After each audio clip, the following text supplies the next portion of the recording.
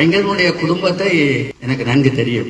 அந்த வகையிலே ஐங்கரனை வாழ்த்துவதற்கு வயசு மட்டுமில்ல, உரிமையும் இல்லை. டாக்டர் விக்னேஸ்வரன் அவருடைய தகப்பன் சுன்னாகத்திலே ஒரு பிரபல்யமான ஒரு டாக்டர். அவருடைய சகோதரி வாழ்க்கைப்பட்டது எங்களுடைய ஊரிலே கைதடியிலே. என்னுடைய ஒரு உறவினரை அவர் மனம் முடித்தார். அந்த வகையிலே சுற்றி வளைச்சு பார்த்தால் ஐங்கரன் எனக்கு ஒரு உறவினர். ஐங்கரன் சிறுவனாக ஓடித்திருந்த காலத்திலே நான் ஜெர்மனிக்கு படிக்கிறதுக்கு போய்விட்டேன். இவங்கள 3 பேர். அதிலே துடிப்புள்ள ஒரு மற்றவை நான் குறைத்து மதிப்புள்ள மற்ற 2 சகோதரர்கள் இங்கே இருக்கிறார்கள். துடிப்புள்ளவராக, விடுதலை செயற்பாட்டிலே மிக ஆர்வம் கொண்டவராக, அது மட்டுமல்ல ஈழமுரசு பத்திரிகையிலே பல கட்டுரைகளை எழுதுகிற ஒருவராக அவர் அங்கிருந்தார். இளவயசிலேயே திறமையாக எழுதுவார், திறமையாக பேசுவார். உங்களுக்கு தெரியும், எங்கட ஊரில் கூத்தாடுவதும் குற்றம் நடிப்பதும் ஆட்டாதவன் செயலண்டு அங்க விடமாட்டான்.